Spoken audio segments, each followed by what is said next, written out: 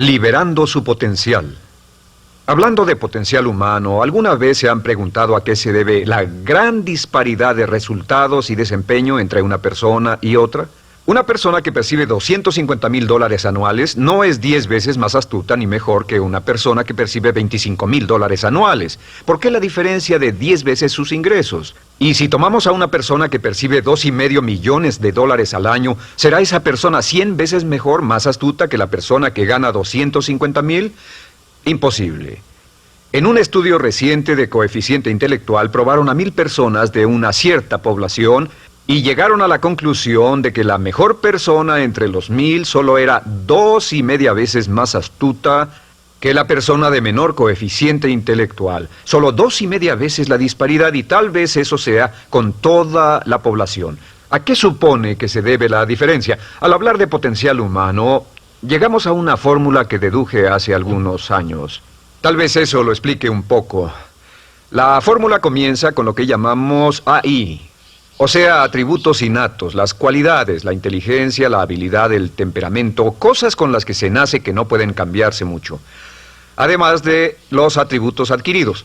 Estos atributos son muy importantes, son su educación, su capacitación, sus capacidades, su experiencia, conocimiento, sabiduría, etc., multiplicado por A, que es su actitud, es igual al potencial humano individual o al desempeño humano individual o resultados individuales humanos. Ahora, de estos tres, los atributos innatos se traen desde el nacimiento. Los adquiridos pueden cambiarse, pero se necesita cierto tiempo para ello, aunque a veces cambiamos muy rápidamente. Cierta información valiosa puede cambiar dramáticamente su eficacia, pero las actitudes pueden aumentarse o disminuirse dramáticamente en segundos. Cada vez que mejoramos nuestra actitud, multiplicamos todas nuestras capacidades. Una actitud ha sido llamada acertadamente el lenguaje más importante del ser humano, la palabra más importante del idioma en el humano. Todo lo que hacemos en la vida, según un estudio en Harvard entre estudiantes ejecutivos, será en un 85% de actitudes. Un 85% de su éxito estará determinado por su actitud. Eso significa que está determinado por cuán positivo o cuánta actitud mental positiva se tenga. Las personas con actitudes mentales positivas tienden a avanzar más rápidamente, se mueven hacia la cima en organizaciones valiosas, ganan más dinero, sacan más satisfacción de la vida. Una actitud mental positiva no significa que baile por las calles y arroje flores. Solo significa que tome una actitud constructiva en general o se aproxime hacia su trabajo, su vida, sus problemas, relaciones, etc. Según el informe Cox de las empresas americanas, según la revista Success, un 85% o más de todo lo que se logra se debe a la actitud. Y la pregunta es, ¿de dónde vienen las actitudes? Las actitudes vienen de las expectativas. Muy simple, ya hablamos de eso. Y una forma muy poderosa de mejorar su actitud instantáneamente es decir, aunque no lo crea, pienso que algo maravilloso va a ocurrirme hoy. Como dijimos antes, nuestras expectativas sobre los desenlaces determinan nuestra actitud. Si espera que las cosas salgan bien, tendrá una actitud positiva. Si espera que salgan mal, tendrá una actitud negativa. Y lo maravilloso es que podemos fabricar nuestras expectativas. Podemos esperar lo que deseamos. Podemos esperar cosas buenas, cosas malas, y no nos decepcionaremos. ¿De dónde surgen nuestras expectativas? Nuestras expectativas surgen de nuestras creencias y de nuestros valores. Son el centro de los factores motivacionales de nuestra personalidad, nuestras creencias. Y esto nos conduce a un entendimiento del potencial humano. Significa básicamente que nuestra actitud es una expresión externa de lo que está ocurriendo internamente. Y esto es consistente con las leyes mentales. Con respecto a las creencias, cada uno de nosotros tiene muchas creencias en el fondo que los psicólogos llaman los conceptos propios. El concepto propio, o su descubrimiento, es considerado por muchos como el logro único y más importante para comprender el desempeño humano en el siglo XX. Yo estoy de acuerdo. El concepto propio es como, si queremos usar una analogía militar, el centro de mando. O si queremos usar una analogía técnica, es el programa central de su computadora básica. Es un grupo de creencias, valores, actitudes, sentimientos, ideas, etcétera, almacenadas en el fondo de nosotros y son el resultado de casi todas las experiencias que hemos tenido en la vida. Pero el concepto propio, una vez colocado, Precede, predice y determina sus niveles de eficacia y desempeño en todas las áreas de nuestra vida. El concepto propio se convierte en el centro de mando o el programa maestro. El concepto propio de este grupo de creencias determina lo que dirá, lo que hará, cómo actuará, cómo se siente y reacciona, etc. ¿Qué significa esto? Significa que todas las mejoras en su vida externa, todos los cambios en su realidad comienzan con un cambio en su concepto propio. Ahora, su concepto propio está formado de 3 partes críticas. La primera parte del concepto propio es el ideal propio. El ideal propio es la persona que más desearía ser, es su idea de lo que constituye un ganador, es su visión ideal de lo mejor que puede ser usted. Nada más, una de las cosas que sabemos de las personas con éxito es que las personas con éxito tienen ideales propios muy claros, ideales claros de quién quieren ser en el futuro. Las que no tienen éxito tienen ideales muy vagos. El número 2 es la autoimagen. La autoimagen es como un retrato de cómo se ve a sí mismo y lo que piensa de sí mismo. La autoimagen es el espejo interno, es como se percibe a sí mismo ahora en su desempeño actual, en forma cotidiana. La tercera parte es su autoestima. Su autoestima es cómo se siente consigo mismo. Cómo se siente consigo mismo es la fuerza motriz, el motor, la fuerza poderosa dentro de su subconsciente. Es la fuerza de energía dentro de su concepto propio y determina casi todo lo que le pasa. La mejor definición de autoestima es cuánto se agrada a sí mismo. Cuánto se agrada a sí mismo como esposo, cuánto se agrada a sí mismo como empleado, cuánto se agrada a sí mismo como jefe, como inversionista, como orador profesional, como atleta, etc. Según se agrade a sí mismo, su nivel de autoestima, su sentimiento emocional global respecto a cualquier área de su vida, determina su desempeño y su eficacia en dicha área. Lo sorprendente es que se convierte en lo que piensa, su concepto propio es maleable, su autoestima puede formarse repitiendo una y otra vez, me agrada mi persona, me agrada mi persona, me agrada mi persona. Me agrada mi persona, me agrada mi persona, me agrada mi persona. Entre más se repita, me agrada mi persona, me agrada mi persona, entre más lo repita una y otra vez, más crecerá su autoestima y entre más crezca su autoestima, más crecerá su concepto propio global. Cuando crezca su concepto propio global, su desempeño será mejor en todo lo demás que emprenda. Todo lo que pase que haga que su autoestima suba hará que se comporte mejor. Todo lo que haga que su autoestima baje hará que se comporte peor, que cometa errores, que sea infeliz, etc. Un punto crítico de agradarse a sí mismo, sobre autoestima y agradarse a sí mismo, es que, número 1, nunca puede querer a nadie más de lo que se quiere a sí mismo. Que su nivel de autoestima es determinante de la calidad de relaciones que tenga con los demás. Y número 2, es que nunca puede esperar que nadie más lo quiera o respete más de lo que se respeta a sí mismo. Cuanto se agrade o se respete a sí mismo, determina sus actitudes hacia usted. Todas las escuelas de psicología actualmente están de acuerdo en el hecho de que depende de lo que usted realmente se quiera y se respete a sí mismo como un ser humano valioso e importante, tiene efecto sobre todo lo que le pase. Y esto nos lleva a la pregunta, ¿de dónde viene el concepto de autoestima?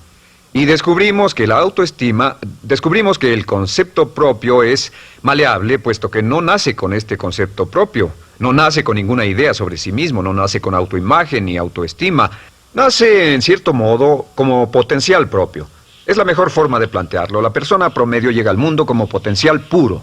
Y no tiene el concepto propio de que todo lo que es ahora, todo sentimiento que tiene, toda actitud o valor, tuvo que aprenderlo en el transcurso de su vida. También sabemos que el niño llega al mundo con una necesidad imperante de amor y contacto. Y como una gran cantidad de investigaciones lo indican, necesitamos mucho amor y contacto durante toda nuestra vida, pero en especial durante nuestros años de formación, porque de niños aprendemos quiénes somos, cuánto valemos, si somos importantes, inteligentes, amorosos, chistosos. Todo esto lo aprendemos por la forma en que nuestros padres nos tratan. Si nuestros padres, nuestros parientes, tíos o tías, en especial nuestros padres, nos tratan como si fuéramos realmente importantes, crecemos pensando que somos realmente importantes, pero si nuestros padres no lo hacen, pasa algo más. Sabemos que los primeros años de vida son los más importantes para el desarrollo del concepto propio, que un niño comienza a partir de cero. El niño nace sin saber quién es él o ella. Son sumamente valiosos el primero, segundo, tercero, cuarto y quinto años de vida. Algunos psicólogos pensaban que eran los 5 primeros años, pero ahora dicen que son los 3 primeros años. En sus 3 primeros años de vida el niño aprende quién es Y dicen que si se les da suficiente cantidad y buena calidad de amor en los 3 a 5 primeros años, los prepara usted de por vida. Los coloca en una base sólida de autoestima y confianza en sí mismos, valor e importancia realmente. Existe una relación directa entre la calidad y la cantidad de amor y el desarrollo de una personalidad sana. Entre más amor, amor incondicional, reciba un niño en sus años formativos, más fuerte será la base de su personalidad. El reverso de la educación es que casi todos los problemas de psicosis, neurosis, perturbaciones de la personalidad y problemas de comportamiento surgen de los problemas que se tengan con el concepto propio. Ahora observemos a los adultos. Aquí está nuestra personalidad adulta. Si nos observamos, podemos llegar a reparar nuestras bases, por así decirlo, repitiéndonos una y otra vez: me agrada mi persona, me agrada mi persona, me agrada mi persona, y llevamos ese concreto reparador hacia la base de nuestra personalidad. Los niños necesitan el amor como las rosas necesitan la lluvia. Los niños que carecen de amor a menudo mueren por escasez de amor. Es una enfermedad llamada marisma. Ahora, ¿qué más sabemos sobre los niños? Sabemos que los niños llegan al mundo con 2 atributos notables. El primero es que no sienten temor.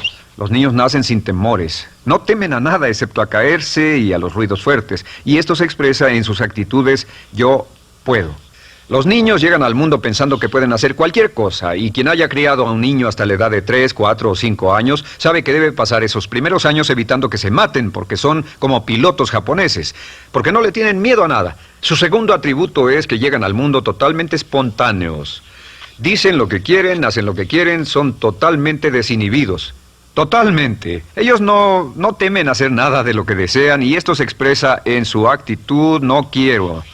No tengo que hacerlo. Si ha tratado de controlar a un niño, lo habrá visto. Lo primero que dicen cuando comienza a darle órdenes, lo primero que aprenden es: no tengo que hacerlo. Claro, a veces cambiamos sus mentes de una u otra forma, pero estos son los 2 atributos con los que los niños llegan al mundo. Llegan al mundo sin temores y desinhibidos. ¿Qué significa esto? Significa que nuestro derecho innato natural es no ser temerosos y ser desinhibidos. Y solo cuando podemos crear la misma situación en nuestra vida adulta, cuando no tememos y somos desinhibidos, nos sentimos a gusto con nosotros mismos. Las mejores organizaciones, las mejores compañías son las que crean un ambiente donde nos sentimos sin temores y sin reservas para ser nosotros mismos y para hacer lo mejor de nosotros. Al crecer descubrimos que los niños aprenden de 2 maneras. La primera es por imitación. Imitan a uno o a ambos padres, en especial al padre dominante. Algunas veces el padre dominante cambiará cuando crezca el niño, y a veces los niños imitan al padre, a veces a la madre, pero aprenden por imitación. Muchas características y hábitos que tenemos como adultos los aprendimos de nuestros padres. ¿Alguna vez ha tenido la oportunidad, ha tenido la ocasión de gritarle o reñirle a uno de sus hijos? Verá que le dice las mismas cosas que le dijo su padre a usted cuando era niño. Así que imitamos. A veces imitamos su caminar, a veces su forma de hablar, a veces imitamos sus valores, sus creencias, etc. Aunque esos valores y esas creencias no tengan ningún valor. ¿Por qué? Porque nuestros padres eran así cuando nosotros éramos niños. La segunda forma en que aprendemos es pasando de la incomodidad, lo que no se siente bien, hacia la comodidad. Freud llamó a esto el principio del placer. O sea que nos movemos hacia aquello que nos hace sentir cómodos, lo que nos da placer, lo que nos hace sentir bien con nosotros. Nos movemos de la incomodidad hacia la comodidad. Así es como aprendemos a no mojar el pañal, por ejemplo. Sabemos que no es agradable caminar con popó o pipí en nuestros pañales. Vemos lo que hacen nuestros padres, vemos lo que nuestros parientes hacen y decimos: estas personas no hacen lo que yo. Así aprendemos a caminar y lo demás. Así que de la incomodidad hacia la comodidad.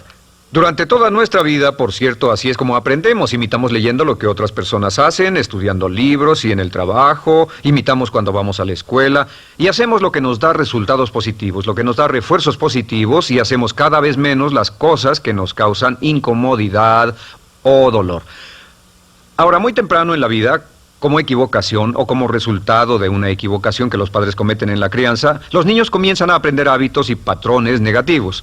Los patrones y hábitos negativos tienen sus raíces principalmente en la crítica destructiva. La crítica destructiva comienza muy temprano en la vida, a veces en los primeros meses. Y la crítica destructiva la usan los padres para dirigir y controlar a sus hijos.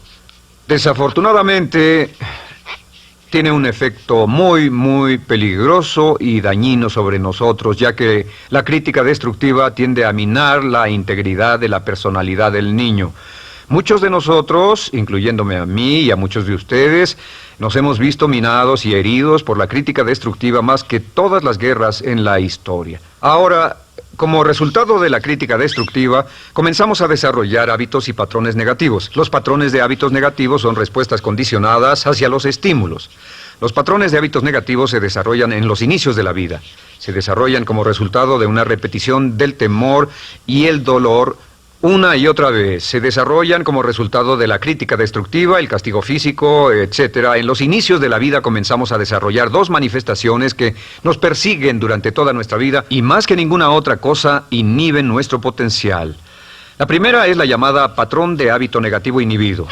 El patrón de hábito negativo inhibido se aprende cuando al niño le dicen una y otra vez no. Aléjate de ahí, no toques eso, y se le castiga. Cuando el niño intenta algo nuevo, o se involucra con algo, o huele algo, o derrama algo, o rompe algo accidentalmente, el padre estalla y se enfada mucho. Como ven, el niño está impulsado por la curiosidad insaciable de explorar su mundo.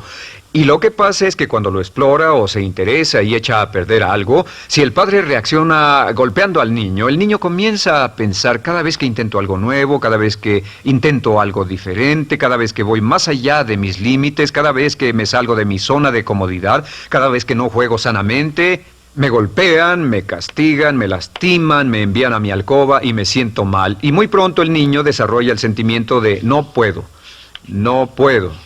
No puedo. Cada vez que trato algo diferente, me castigan. No puedo, no puedo, no puedo.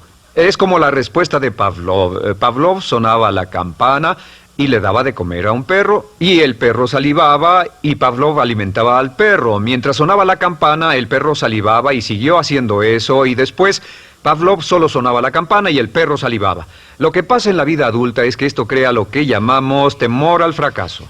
El temor al fracaso es una respuesta condicionada a un proceso de crítica destructiva que ocurre en los primeros 5 o 6 años de la vida. El temor al fracaso automáticamente nos activa, nos sentimos ansiosos, tensos, intranquilos, sentimos presiones y estrés en nuestro plexo solar, sentimos ganas de retirarnos del evento, y el temor al fracaso es la razón principal por los fracasos en la vida adulta. Es la razón principal por la que evitamos cumplir plenamente nuestro potencial. De hecho, todos los patrones de hábitos negativos se experimentan en el cuerpo físico. Puedes saber cuál es un patrón de hábito negativo porque se siente en el cuerpo físico, precisamente. El patrón de hábito negativo inhibido, el temor al fracaso, el no puedo, ocurre primero que todo en el plexo solar. ¿Ha tenido la ocasión donde debe hablar frente a un grupo, debe ir a una revisión de su desempeño o debe hacer una llamada determinante? Primero su plexo solar se aprieta. Si el temor continúa, su respiración se acelera. Su corazón comienza a latir apresuradamente, su frecuencia respiratoria aumenta y le duele la cabeza como migraña en la parte frontal, su garganta se le cierra y no puede hablar y se le seca la boca por completo, y como se pone tan tenso y asustado, va corriendo al baño. Estas son todas las manifestaciones. No hay peligro físico, pero sí peligro psicológico, una respuesta condicionada. Cuando sentimos estas cosas, la tendencia es retirarse de la situación que las ocasiona, y es la razón por la que no logramos mucho si retrocedemos. Es muy importante. El segundo patrón de hábitos negativos es el compulsivo. El patrón de hábito negativo compulsivo se aprende cuando a los niños se les dice una y otra vez: más vale que lo hagas. Si no lo haces, tendrás problemas o me las pagarás. A los niños se les convierte en recipientes del amor condicionado. Los padres no intentan hacer esto, pero lo que hacen es sugerirle al niño: no te amo, por lo tanto no estás a salvo, a menos y hasta que hagas lo que yo quiero. El niño crece sintiendo: tengo que hacer lo que quiera mi mamá. Debo complacerla, debo complacer a papá, debo complacer a los demás, debo complacer a mis parientes, y a veces debo complacer a mis semejantes, debo complacer a mis maestros, debo complacer a todo el mundo, y crecen con esto: debo. No puedo hacer lo que quiero hacer, debo hacer lo que complace a las demás personas. Este patrón de hábito negativo muy temprano en la vida se traduce en el temor al rechazo. El temor al rechazo lo experimentan los hombres como adultos como un comportamiento tipo A. Hablaremos del comportamiento tipo A posteriormente. El comportamiento tipo A es una necesidad compulsiva o excesivamente compulsiva de complacer de algún modo a alguien sin normas de comportamiento, prácticamente sin pensarlo. El temor al rechazo nos impulsa, nos hace muy sensibles a las necesidades de los demás. Hacemos cosas que otras personas quieren, no hacemos lo que nosotros queremos. Siempre estamos tratando de complacer a los demás. Tenemos preocupaciones o nos importan las opiniones, sentimientos y actitudes de otros hasta el punto donde ocultamos nuestras necesidades. El temor al rechazo se siente en la columna del cuerpo.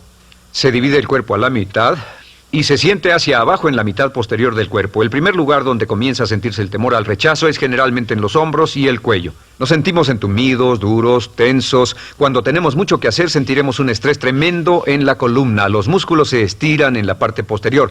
A veces se manifestará como flebitis y venas varicosas y a menudo nos darán dolores de cabeza en la parte posterior de esta porque las arterias carótidas que llevan la sangre hasta la cabeza, los músculos a su alrededor se contraen y la cantidad de sangre que fluye hacia la cabeza fluye más lentamente y se siente un terrible dolor de cabeza en la parte posterior.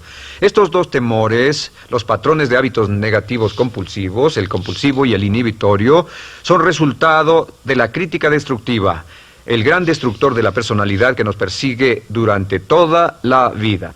Y lo maravilloso de todo esto es que como son patrones de hábitos aprendidos, podemos olvidarlos. Podemos acabar con el temor al fracaso que nos detiene. Podemos acabar con el temor al rechazo que hace que hagamos cosas que complacen a los demás en vez de complacernos a nosotros, trabajando con nuestra propia autoestima.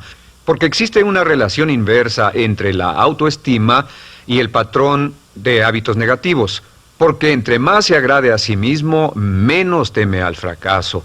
Entre más se agrade a sí mismo, menos teme al rechazo. Entre más se agrade a sí mismo, menos temerá a cualquier cosa. Y si sigue repitiendo, me agrada mi persona, me agrada mi persona, me agrada mi persona una y otra vez, si sigue diciendo esto, con el tiempo su autoestima sube más y más y más y más y sus temores desde luego bajan. Cuando su autoestima sube, sus temores van en dirección opuesta. Ahora, ¿cómo enfrentar la crítica destructiva si debe criticar a otras personas? Pues eso es muy simple. Muchos padres nos han preguntado eso. ¿Cómo se controla a los niños? Una de las claves para controlar a los niños es dirigirlos para que hagan algo constructivo en lugar de hacer algo destructivo. Otra cosa que debe recordarse es que lo que quiere hacer es que quiere dar una crítica informativa, crítica constructiva, lo que significa que se les dice a los niños lo que pueden hacer o a los adultos lo que pueden hacer mejor. Todo el propósito de dar retroalimentación de cualquier tipo es mejorar el desempeño. Si es padre o si es jefe o si es una persona en una relación, si una persona está haciendo algo malo o inadecuado, todo el propósito de darles cualquier tipo de retroalimentación es para que puedan hacerlo mejor. Sin embargo, existe una relación directa entre la autoestima y la crítica destructiva. Cada vez que se critica a una persona, su autoestima baja. Y cada vez que su autoestima baja, su habilidad para desempeñarse baja. Si critica a una persona en forma destructiva demasiado tiempo, llegará a un punto donde no intentarán nada. Se convierte en lo que llamamos hipersensible. Un adulto hipersensible es aquel que no puede aceptar críticas de nadie. Un adulto hipersensible es una persona que está muy tensa, ansiosa, si siquiera sugiere que no está haciendo lo correcto. Si trata con un adulto hipersensible, la clave es sentarlo y recordar 4 cosas. Número 1, comenzar con alabanzas. Número 2, proteja la autoestima de la persona a toda costa. Número 3, discuta el desempeño y no a la persona. Hable del comportamiento más que de la persona.